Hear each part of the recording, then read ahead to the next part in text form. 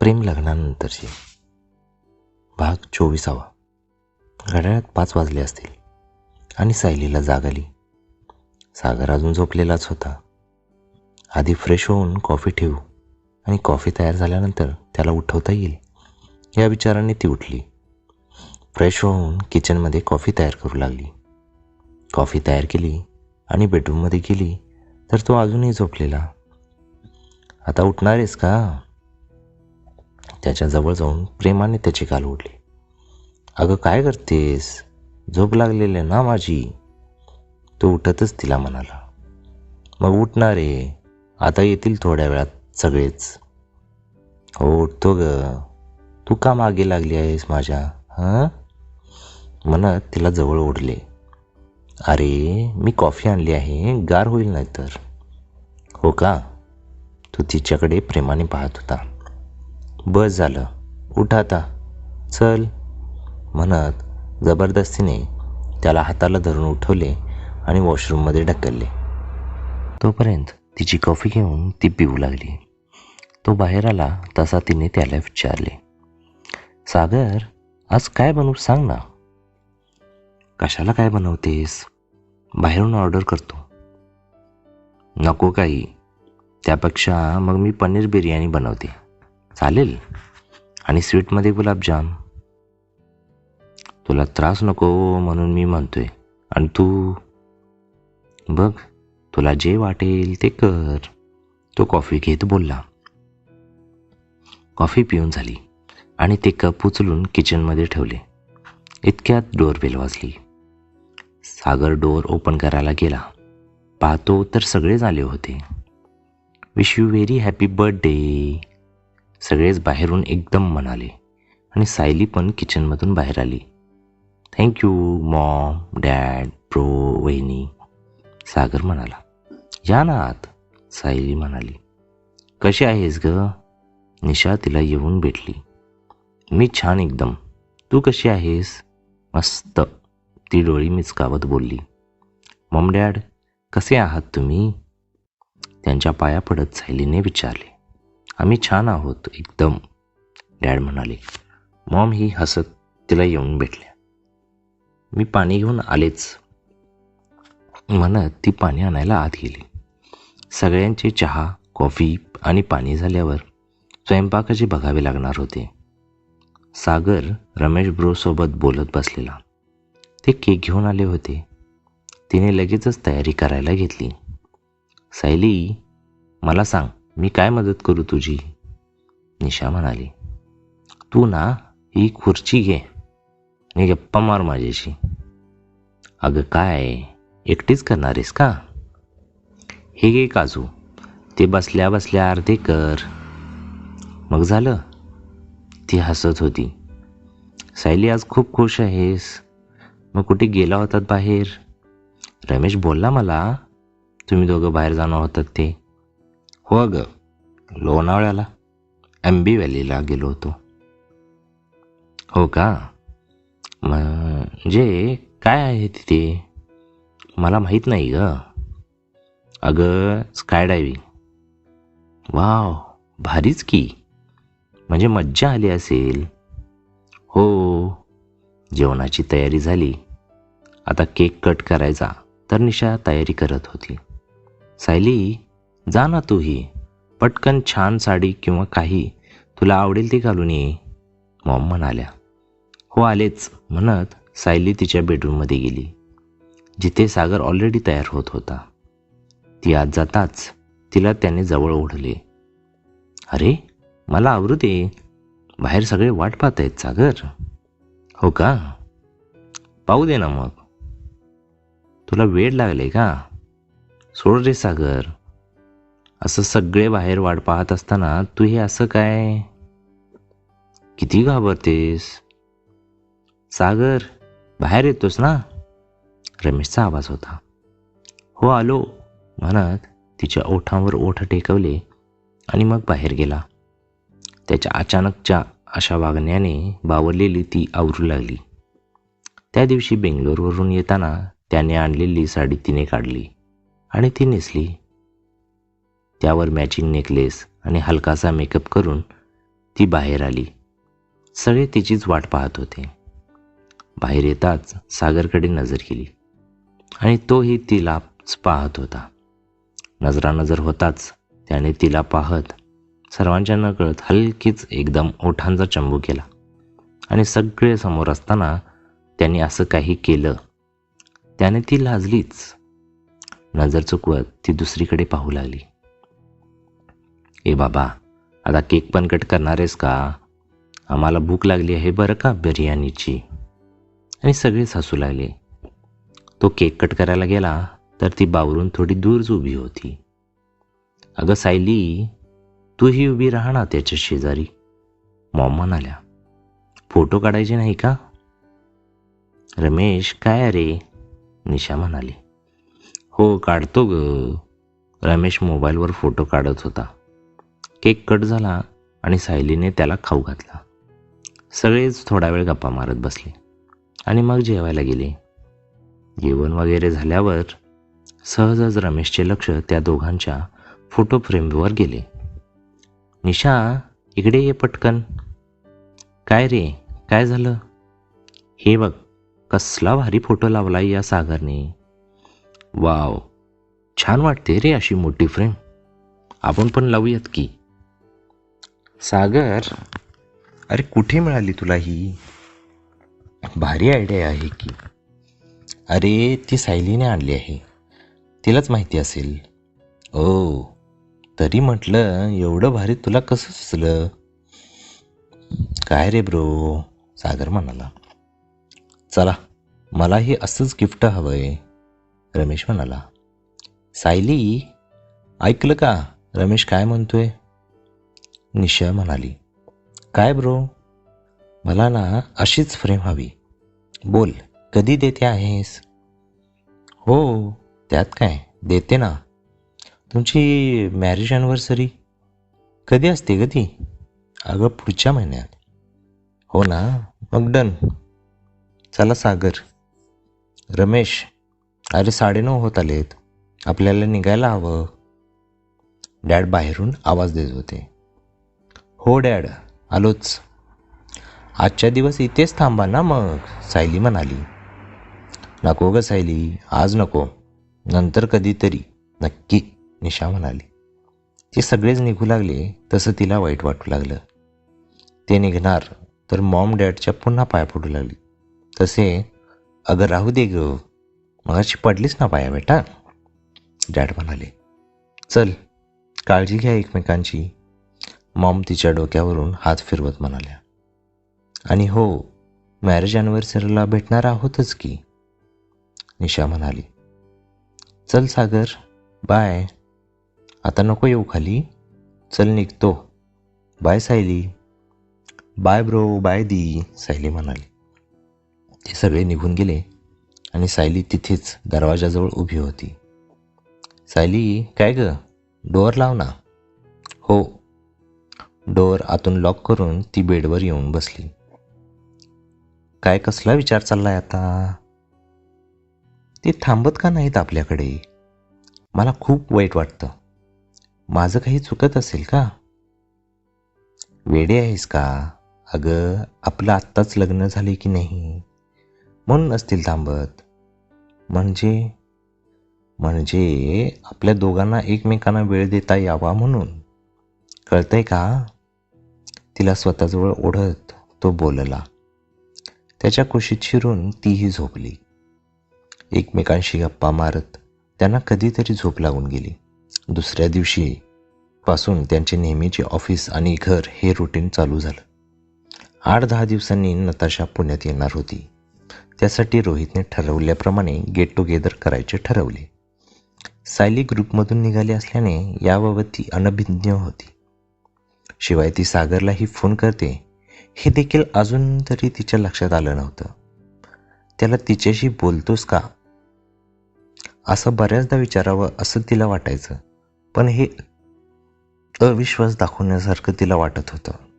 कारण तो तिची खूप काळजी घेत होता, तिला वेळ देत होता आणि खूप प्रेमही करत होता. त्यामुळेच अजून तरी दोघांचे छान चाललेलं. ते 15 दिवस असेच सरले. नताशा पुण्यातही केव्हाच आली होती. उद्या संडेलाच गेट टुगेदर होते आणि सागर एकटाच जाणार होता. तिला तात्पुरते काहीतरी सांगायचे आणि तिथे जायचे असं त्याचा प्लॅन होता. कारण तिला तिथं नेलं तर नताशाला पाहून ती काय रिॲक्ट होईल सांगता येत नव्हतं. शिवाय तिच्याशी जे बोलायचं आहे ते बोलता आलं नसतं. आज दोघेही नेहमीप्रमाणे ऑफिसमधून घरी आले. ती किचनमध्ये जेवण बनवत होती. सागर एकटा टी व्ही पाहत होता. जेवण बनवून झालं का हे पाहायला म्हणून तो किचनमध्ये आला. तिच्याजवळ जात लाडाने, सायली झालं का ग जेवण बनवून? तिच्या खांद्यावर हात ठेवून तो बोलत होता.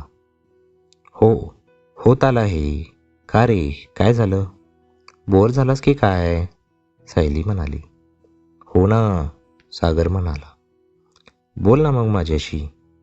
ऐक ना, आपण उद्या घरी जाऊयात का?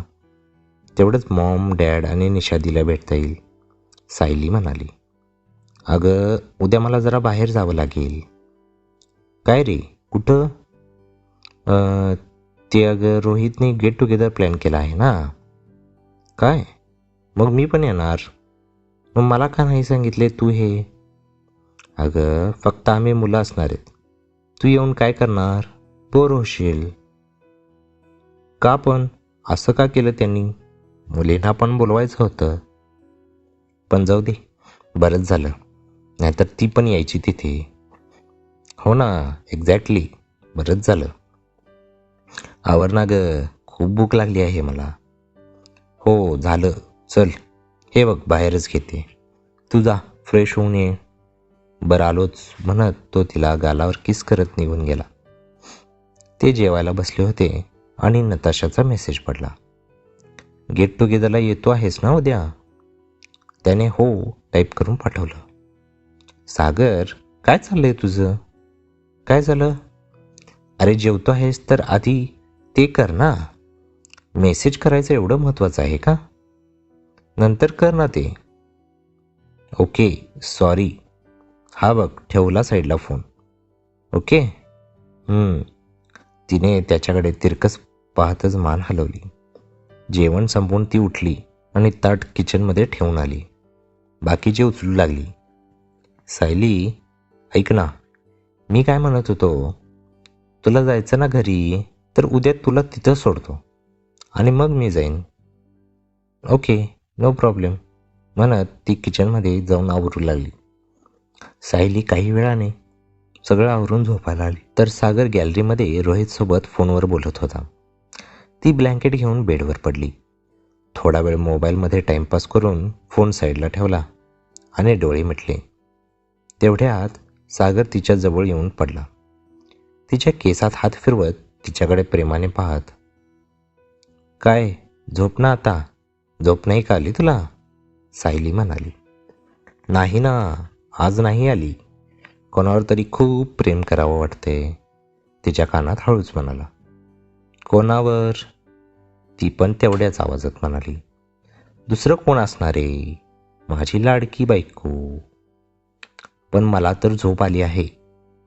पण मी झोपू दिले तर ना, म्हणत तो तिच्यासोबत मस्ती करू लागला. मस्तीत एकमेकांच्यात ते गुंतून गेले. सकाळी नेहमीप्रमाणे संडे असल्याने उशिराच उठले.